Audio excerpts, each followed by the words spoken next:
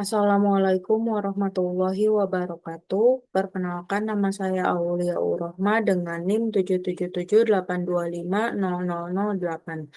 Pada video ini saya akan memperlihatkan cara menjalankan kode RStudio untuk data regresi logistik yang telah saya buat. Baik,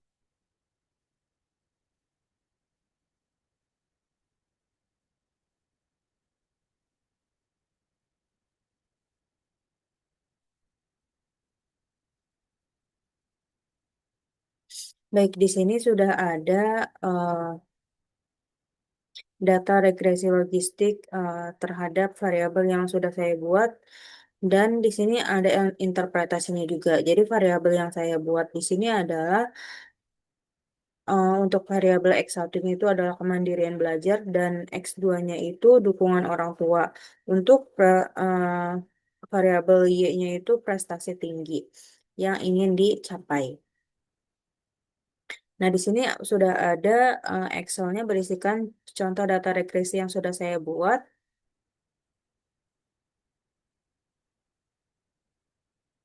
Kemudian di sheet selanjutnya ada eh, codingan kode untuk dijalankan di RStudio-nya.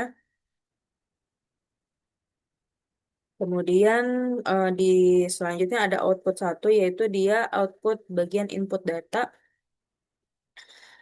Di sheet nomor selanjutnya itu ada output 2. Output 2 membahas mengenai statistik deskriptif.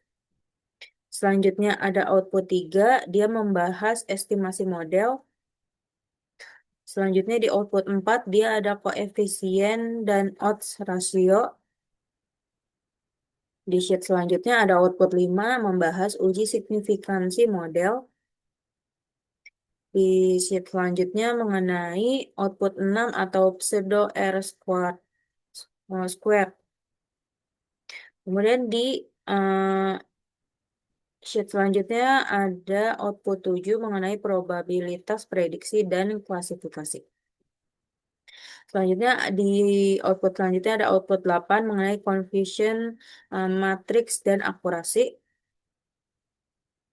Selanjutnya di sheet selanjutnya ada output 9 mengenai uji Homser atau uji Homser-Lemeshow.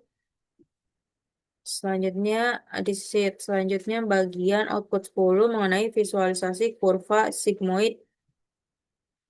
Selanjutnya di sheet selanjutnya ada output 11 mengenai prediksi data baru. Dan ini yang terakhir output 11. Oke, langsung saja kita akan eh, memasuki tutorial regresi logistik biner yang menggunakan RStudio. Analisis ini bertujuan untuk memprediksi apakah seseorang siswa akan mencapai prestasi tinggi atau tidak. Nah, kalau prestasi tinggi nanti variabel Y-nya itu bernilai 1, jika tidak itu dia bernilai 0 berdasarkan dua prediktor utama yaitu ada kemandirian belajar sebagai variabel X1 dan dukungan orang tua sebagai variabel X2. Data yang digunakan terdiri dari 120 siswa dengan variabel prestasi bertipe biner. Inilah alasan mengapa kita menggunakan regresi logistik, bukan regresi linear biasa. Regresi logistik sangat tepat untuk variabel respon kategori 0/1 karena menghasilkan probabilitas yang selalu berada dalam rentang 0 sampai 1. Baik, langsung saja kita masukkan ya, teman-teman. Mungkin biar rapi.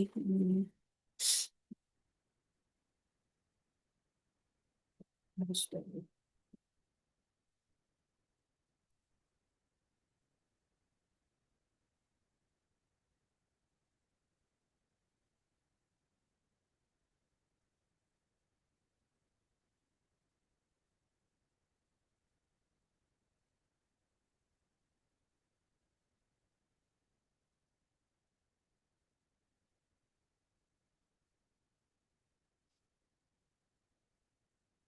Jadi kita masuk ke tahap nomor satu yaitu input data.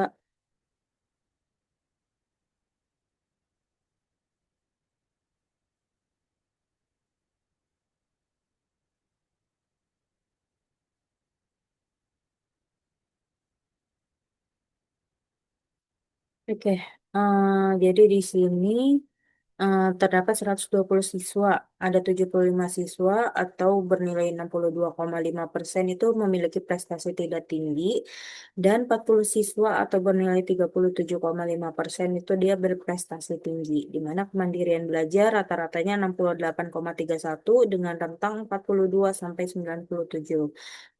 Distribusi cukup bervariasi, menandakan heterogenitas antar siswa.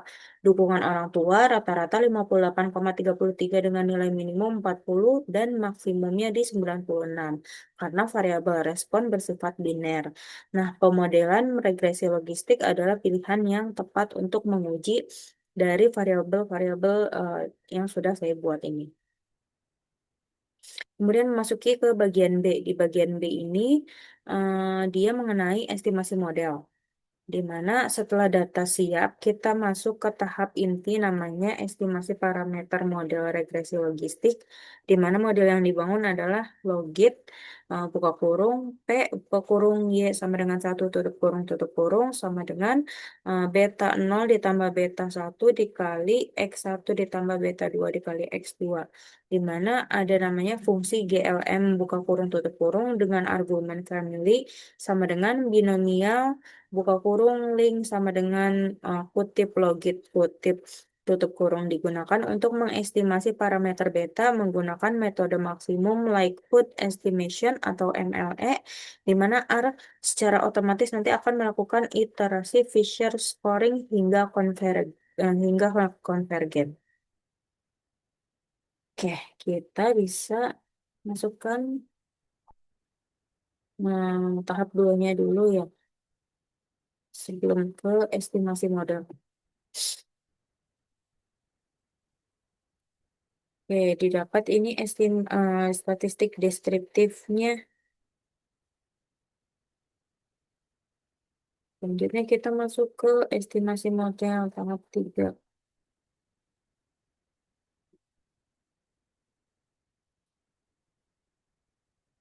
Oke, jadi di sini interceptnya beta nolnya sama dengan minus 16, koma minus 16.107, di mana nilai logitnya itu ketika kedua prediktor bernilai 0, nilainya bersifat negatif, artinya probabilitas prestasi tinggi sangat kecil tanpa dukungan prediktor. Nah, kemandirian belajar di mana beta 1 sama dengan 0,0775, Z sama dengan 2,763, dan nilai P-nya itu di 0,006. Nah, signifikan pada alfanya itu di 0,01. Setiap kenaikan 1 poin kemandirian belajar eh, meningkatkan nilai logit prestasi tingginya sebesar 0,0775. Nah, dukungan orang tuanya itu di beta 2 sama dengan 0,1720, Z-nya 4,358, dan nilai P-nya itu kurang dari 0,001 sehingga signifikan sangat kuat. Pengaruh dukungan orang tua lebih besar dibandingkan kemandirian belajar. Nah, untuk bintang ini tandanya menandakan signifikan pada level 0,1%. Sangat kuat. Nah, bintang signifikan pada level 1%. Selanjutnya kita masuk ke bagian C, di mana koefisien mengenai odds ratio atau interval kepercayaan, di mana koefisien regresi logistik diinterpretasikan dalam skala log odds atau nilai log tadi ya, yang kurang intuitif. Untuk mempermudah interpretasi, kita transformasikan ke dalam bentuk odds ratio atau OR, di mana menggunakan fungsi eksponensial. Nah, di mana odds rasio menunjukkan beberapa kali lipat peluang kejadian Y sama dengan 1 meningkatkan persatuan kenaikan X. Kita langsung saja ke tahap odds rasio.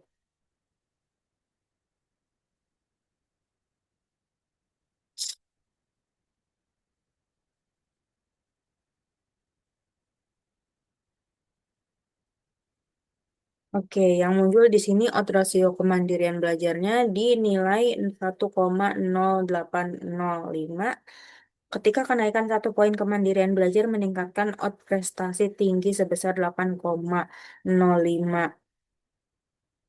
persen, di mana tidak mencakup satu. Dia bernilai signifikan. Kalau OR atau odds rasio dukungan orang tua bernilai 1,1877, di mana setiap kenaikan 1 poin dukungan orang tua meningkatkan odds prestasi tinggi sebesar 18,77%. Efek lebih besar dari X1 CL, di mana tidak mencakup nilai 1 dan masih termasuk signifikan. Kedua, odds rasio lebih besar dari 1 menunjukkan hubungan positif. Semakin tinggi nilai X, semakin besar juga peluang prestasi tingginya. Interval kepercayaan 95% yang tidak mencakup angka 1 mengkonfirmasi signifikansi statistik kedua prediktor tersebut. Selanjutnya di bagian D itu dia ada uji signifikansi model atau likelihood ratio test. Nah, sebelum menginterpretasikan lebih jauh, kita lebih perlu mengujikan apakah model dengan kedua prediktor secara keseluruhan signifikan dibandingkan model nol.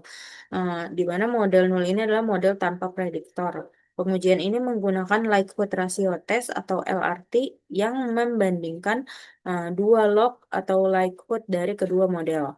Di mana nanti ada H0. H0 adalah model tidak lebih baik dari model nol, di mana semua koefisiennya nanti nilainya adalah 0. Untuk H1 adalah model dengan prediktor secara signifikan lebih baik. Langsung saja kita cobakan untuk uji signifikansi model.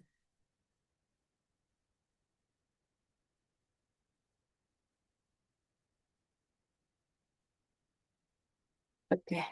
Ehm, untuk hasilnya adalah likelihood, log likelihood model penuh, di mana dia nilainya di 51, di minus 51,207. Dia jauh lebih besar mendekati 0 dibandingkan modal 0 minus 79,388.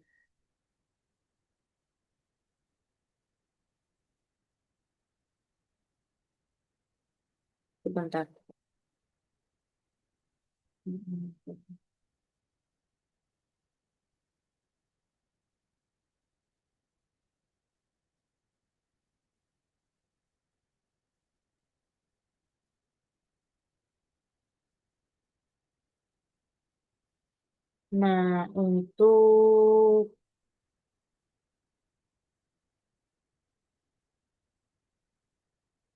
Nah, jadi nanti LR C square-nya itu di 56,362 dengan DF-nya itu 2 dan P-value-nya itu kurang dari 0,001. Nah, ini sangat jauh di bawah atas alfanya sama dengan 0,05.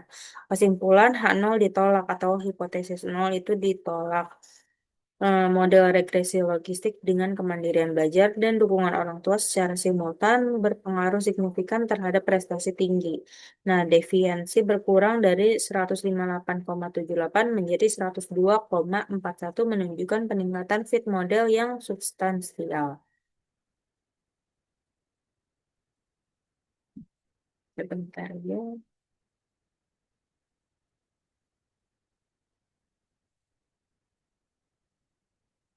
Selanjutnya kita masuk ke tahap E, di mana berbeda dengan regresi linear yang memiliki R kuadrat sejati. Nah, regresi logistik menggunakan beberapa ukuran pseudo R kuadrat sebagai indikator kekuatan model.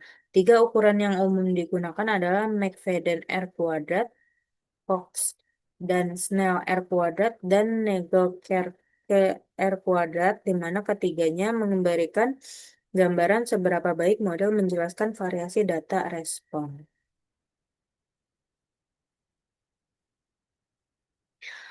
Astaga, sorry, pantas aku bingung tadi. Nah, sorry teman-teman, untuk tahap 5 ternyata ada lanjutannya. Nah, ini tadi hasilnya di 51,2 ini. dan LCSG-nya 56,36 makanya tadi aku bingung sedikit. Mungkin ini kelanjutan tadi tahap nomor 5 ya. Oke, langsung aja kita ke tahap nomor 6 yaitu di pseudo air squat.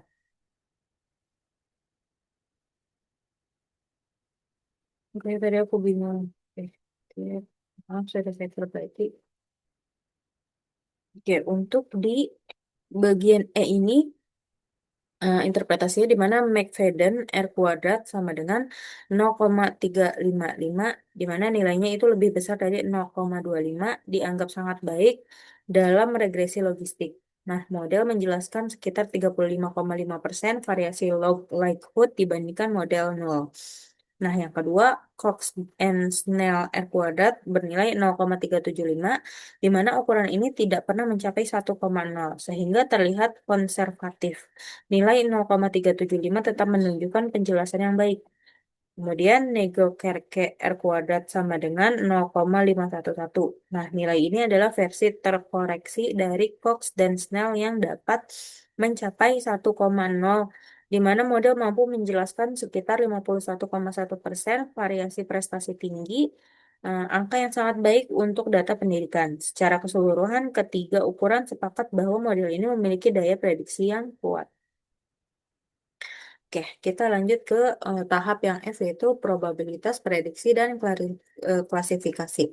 Nah, setelah model terbangun, kita hitung probabilitas prediksi untuk setiap siswa, di mana probabilitas ini berasal dari transformasi sigmoid atau fungsi logistik dari nilai logit. Nah, jika probabilitas lebih dari atau sama dengan 0,5, maka siswa diprediksi berprestasi tinggi. Jika nilainya kurang dari 0,5, nah maka siswanya diprediksi tidak tinggi prestasinya. Kita langsung saja masuk ke probabilitas prediksi dan klasifikasi.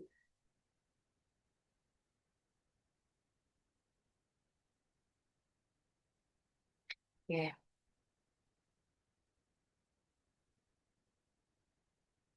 Nah, didapat siswa 17 itu dia KB-nya 78 dan DO-nya 73.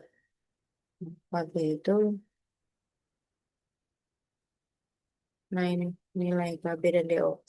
Nah, untuk nilai logitnya 2,594, probabilitasnya 0,930, tergolong sangat tinggi, kemungkinan besar siswanya berprestasi tinggi, diprediksi benar bahwa nilai Y-nya sama dengan 1 dan prediksinya 1.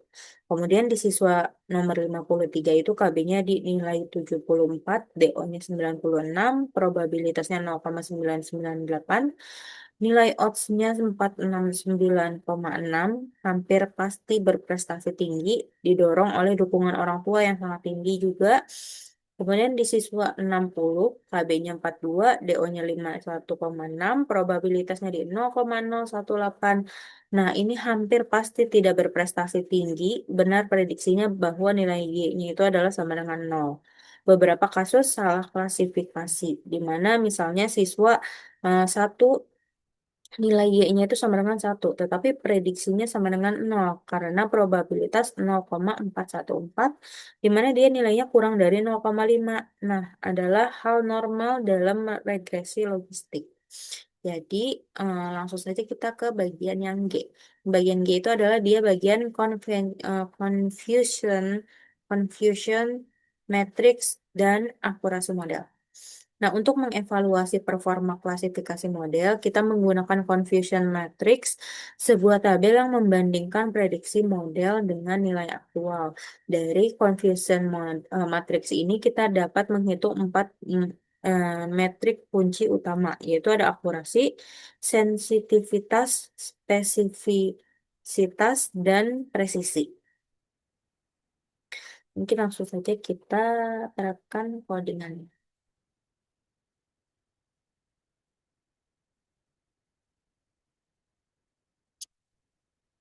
Oke.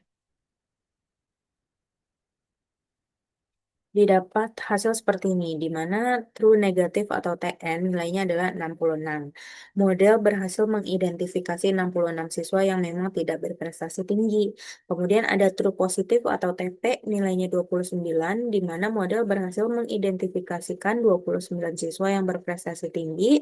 Kemudian ada false positif atau FP, di mana ada 9 orang siswa yang berprestasi tinggi padahal tidak gitu. Nah, terus ada false negatif di mana ada nilainya 16, di mana model gagal menangkap 16 siswa yang sebenarnya berprestasi tinggi.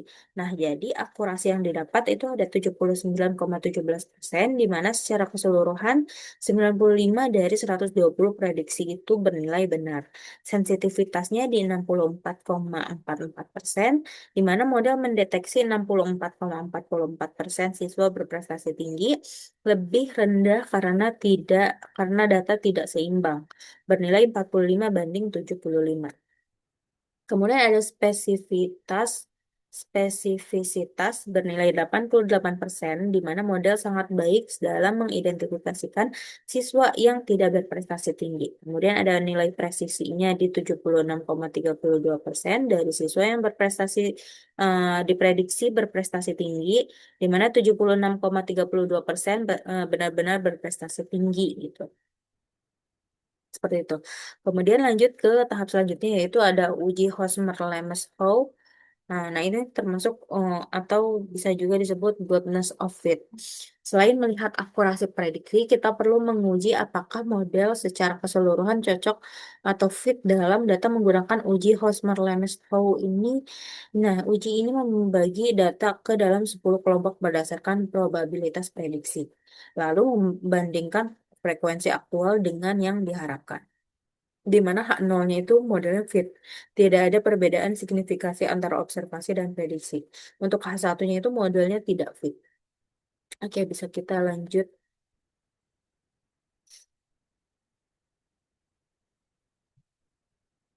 ujikan di studi. Oke. Nah, di sini didapat bahwa nilai chi-square Hosmer-Lemeshow-nya di 7,138 dengan nilai DF-nya itu 8. Dengan nilai p-value-nya 0,5218 itu lebih dari 0,05. Kita gagal menolak hipotesis nol. Nah, kesimpulan yang didapat adalah model fit dengan data. Tidak ada perbedaan signifikasi antara probabilitas yang diprediksi dan frekuensi aktual di setiap kelompoknya. Uji ini mengkonfirmasi bahwa model regresi logistik yang dibangun sudah cukup baik mempresentasikan pola data yang sesungguhnya. Selanjutnya kita masuk ke tahap 9 yaitu ada visualisasi kurva sigmoid. Nah, salah satu keindahan regresi logistik adalah kurva sigmoid yang khas. Nah, subkurvanya itu berbentuk S. Kurva ini menunjukkan hubungan nonlinear antara prediktor dan probabilitas prediksi.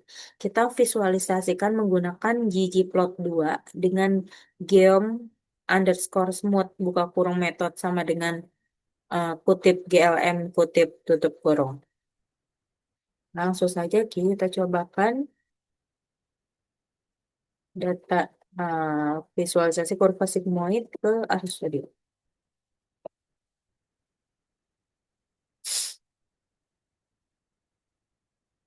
Nah, ini untuk kurvanya seperti ini ya didapat. Mungkin kita bisa screenshot. Nah, bisa dulu. Oh, ini lebih jelas. Nah, aku belum. Bisa ini. Oke, sudah aku save. Selanjutnya, untuk tahap selanjutnya, nah jadi tadi kan udah ada kurva biru yang bentuknya S juga, artinya di sigmoid, menunjukkan peningkatan probabilitas prestasi. tinggi seiring naiknya kemandirian belajar siswa. Nah, garis merah putus-putus pada nilai P-nya 0,5 adalah batas klasifikasi. Titik di atasnya diprediksi nilainya adalah Y-nya adalah sama dengan 1. Di bawahnya Y sama dengan 0. Titik-titik berwarna berbeda, 0 dan 1 memperlihatkan apakah prediksi model sesuai dengan kenyataan. Perhatikan bahwa beberapa titik Y sama dengan 1 masih berada di bawah garis 0,5. Nah, ini adalah false negativeness.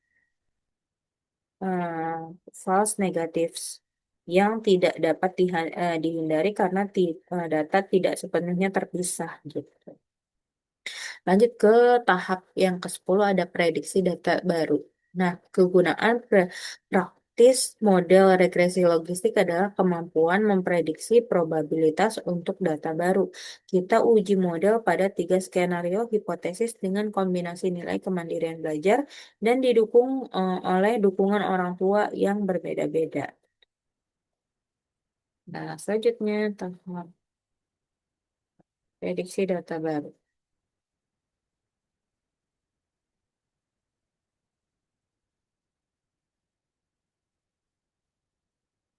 Nah, di sini didapat bahwa skenario 1 nilai KB-nya sama dengan 60, DO-nya 50, sehingga probabilitasnya di 5,4% dinilai sangat rendah, diprediksi tidak berprestasi tinggi. Siswa dengan kemandirian dan dukungan rendah sangat kecil kemungkinannya mencapai prestasi tinggi.